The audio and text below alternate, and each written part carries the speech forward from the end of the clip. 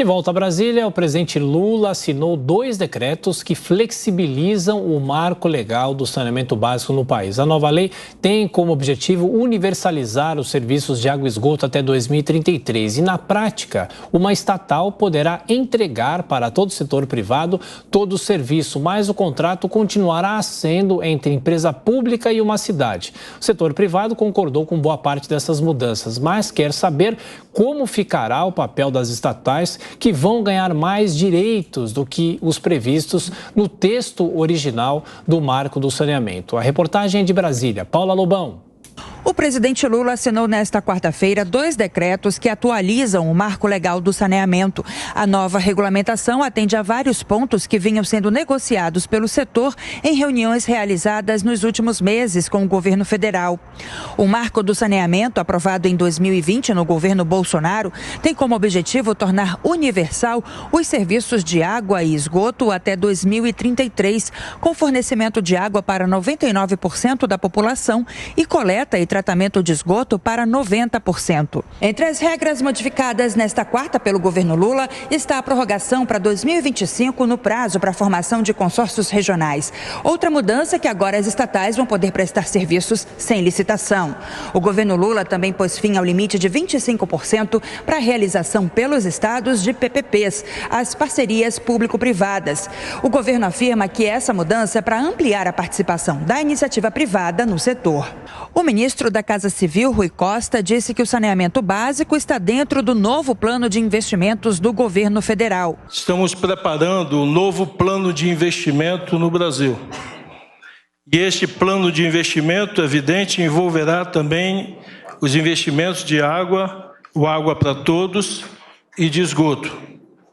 E o governo federal, e hoje o Haddad apresentava na reunião algumas das ideias e que o presidente anunciará, onde o governo federal, de forma inovadora, fará não só PPP de projetos federais executados pelo governo federal, que até aqui não o fez, mas o governo federal pretende e será parceiro dos estados para ajudar nas garantias dos projetos de PPP e de concessão organizados conjuntamente entre o governo federal e o governo do estado. Sei que muitos governadores e governadoras têm projetos estruturados, bons projetos, mas não necessariamente têm o volume de fundo garantidor que possa dar segurança ao financiador desses projetos. A reunião de apresentação e assinatura dos atos teve a presença de vários governadores, como Wilson Lima, do Amazonas, e Mauro Mendes, do Mato Grosso. O governador Renato Casagrande, do Espírito Santo, disse que investimentos em saneamento básico é um desafio para os estados e municípios. Os investimentos em saneamento, como disse aqui o ministro Rui, é um desafio para nós, pela quantidade de pessoas, de brasileiros ainda sem água tratada, sem esgoto tratado, sem as condições mínimas de dignidade, ainda é um desafio para nós. Mas se transformou numa grande oportunidade, né? Da gente poder ter investimento, resolver este assunto até 2033, em diversos locais antes dessa data, para a gente poder resolver este tema, seja através de concessões, de PPPs, seja através de lançamento de debêntures, de parcerias com o setor público, de investimento no setor público, de parceria com o setor privado. Segundo o governo, as mudanças com os novos decretos vão permitir investimentos de 120 bilhões de reais até 2033. O que nós estamos fazendo é tentando chamar o Brasil à responsabilidade para que até 2033 a gente resolva um problema que é crônico no Brasil. Nós não temos o hábito de cuidar de saneamento básico. Nós não temos o hábito de fazer tratamento de esgoto. O marco legal do saneamento estabelece que os serviços devem garantir abastecimento de água, esgoto, limpeza urbana e manejo dos resíduos sólidos de forma adequada à saúde pública e à proteção do meio ambiente. Aqui nos estudos, nosso comentarista de economia, Alan Gani. Alan, bem-vindo. Lembro quando o marco do saneamento passou a valer, o mercado elogiou as medidas. Agora, essas mudanças são positivas, negativas, aprimoram o marco ou não? Bom dia, Tiago. Bom dia a toda a nossa audiência. Eu vejo de maneira bastante preocupante. Por quê? Por que a gente vai mexer num time que está ganhando? O marco do saneamento ele foi muito bem recebido pelo mercado porque incentivaria o setor privado a entrar no saneamento básico, garantindo a universalização dos serviços de tratamento de água e esgoto e de água potável para a população aí para os próximos anos. E agora ele sofre um revés na prática. Por quê? Por exemplo, tira-se alguns critérios técnicos de contratação de empresas estatais. Também é possível agora contratar empresas estatais sem licitação. Isso garante uma reserva de mercado para essas empresas e que muitas vezes elas não são eficientes. Veja o caso da Bahia, por exemplo. A Embasa está lá há anos e apenas 38% da população tem acesso ao tratamento de água e esgoto. É uma situação bastante triste. Todo ser humano deveria ter acesso ao tratamento de água e esgoto, ao saneamento básico. Então essas estatais, elas não estão entregando. E agora, justamente essa medida, essa revisão do saneamento básico, favorece justamente as estatais que não entregam o tratamento de água e esgoto e água potável para toda a população. Ô, Alan, mudando de assunto, o FMI divulgou um relatório que fala sobre as economias e, inclusive, uma preocupação para os países que a gente chama de emergentes, né? Como o Brasil, por causa de problemas na produção, por causa da concorrência. Que linhas esse relatório acaba apresentando e as preocupações para a economia? Perfeito, Tiago. Aconteceram dois eventos que mudou toda a lógica econômica, que foram a pandemia e a guerra entre Rússia e Ucrânia. Com a pandemia, houve a disrupção das cadeias produtivas. Então, o que acontecia? Eu ia montar aqui um carro no Brasil, mas eu dependia lá de um chip que vinha da China, por exemplo. Só que a fábrica na China estava fechada devido às medidas de restrição. O que aconteceu? Isso levou uma série de atrasos, né, na cadeia produtiva. Tinha lá uma espera de um ano para conseguir um carro, por exemplo. Então, com isso, muitas empresas falaram, bom, é interessante eu ter o fornecedor mais perto de mim. Só que ter o fornecedor mais perto de mim, muitas vezes significa que é um fornecedor mais caro. Seria mais barato, por exemplo, produzir na China.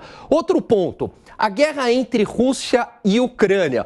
Para a Alemanha, era mais barato comprar o gás natural da Rússia, em vez de produzir, né, a energia internamente. Só que com a lógica da guerra, falou, opa, peraí, pode ser que o país inimigo utilize justamente alimentos ou energia, insumos básicos, como uma arma de guerra contra o meu país. Eu não posso ficar na mão deste outro país. Então, significa que eu vou fazer também internamente. Só que fazer internamente significa um encarecimento da produção. Então, tudo isso foi um freio no processo de globalização. E isso encarece a produção, isso também reduz o crescimento econômico. Além disso, veio a inflação. A inflação fez com que as taxas de juros no mundo inteiro subissem, né? E o capital, ele vai buscar a melhor relação risco-retorno. E aí, muitas vezes, vai para países desenvolvidos, prejudicando aqui países como o Brasil, por exemplo. Bom, a gente passa a palavra agora para a Amanda Klein, que faz uma pergunta para o Alan Gani. Amanda.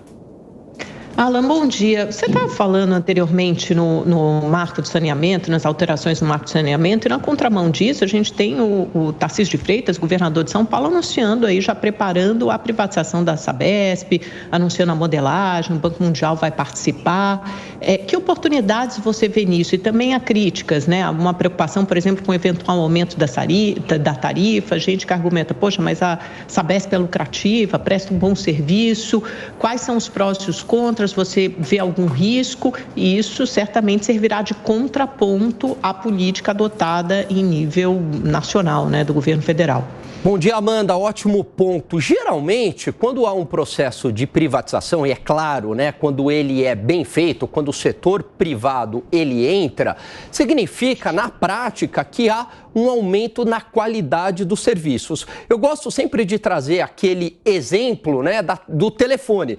Lá atrás, para ter uma linha de telefone, custava lá 5 mil, 6 mil reais. E aí, quando entrou o setor privado, o telefone ele passou a ter acesso a toda a população e ficou muito mais barato. Estradas, por exemplo, estradas que eram bastante perigosas, e aí quando entra o setor privado, a estrada passa a ter uma qualidade muito melhor. É claro que eventualmente pode ocorrer sim um aumento da tarifa, mas o benefício mais do que compensa este aumento da tarifa. Então eu vejo como bastante positivo, é claro, né, feito aí sobre regras claras, o processo de privatização e de avanço aí da Sabesp. Cristiano Vilela.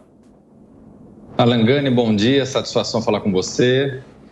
Ainda nessa questão do saneamento, nós tivemos o marco do saneamento que, de alguma forma, fez com que um grande contingente, significativo contingente de empresas privadas adentrassem no mercado de saneamento no país, fazendo um investimento aí da casa de 80 bilhões em pouquíssimo tempo. E agora, diante desse novo decreto, diante dessa mudança das regras, com a prevalência das empresas públicas, né? As empresas públicas agora tendo uma condição mais fácil de contratar com o poder público para fornecimento de água e saneamento público, você entende que isso vai fazer com que essas empresas privadas que chegaram no Brasil, que vieram ao Brasil, eventualmente não continuem no país ou diminuem os seus investimentos, e você entende que com isso, muito provavelmente, a gente não vai conseguir chegar nos tão sonhados índices de 99% de fornecimento de água e 90% de esgoto no ano de 2033? Qual que é a sua visão? Bom dia, Vilela, boa pergunta. O que eu vejo, né, é que o mercado, ele topa correr riscos. Agora, um risco que ele não topa correr é a mudança da regra no meio do jogo. Instituições em economia são as regras do jogo, sejam elas formais ou informais. E no caso, está tendo uma mudança da regra no meio do jogo. O mercado não gosta disso, o setor privado não gosta disso, porque ele entrou para uma regra. E agora a regra muda e fala, pô, peraí, mas eu contratei lá o investimento na regra anterior, não pode mudar. Então isso traz o risco de judicialização, por exemplo. E isso, na minha visão, faz com que o setor privado saia, né? E o setor público, até agora, teve anos aí, não conseguiu entregar o tratamento de água e esgoto e nem água potável para a maior parte da população brasileira, o que é uma situação muito triste, porque a falta de saneamento básico, ela prolifera, né, a disseminação de doenças muito graves, ela atrapalha no desempenho escolar, então eu vejo como um grande revés o que essa mudança aí no marco do saneamento.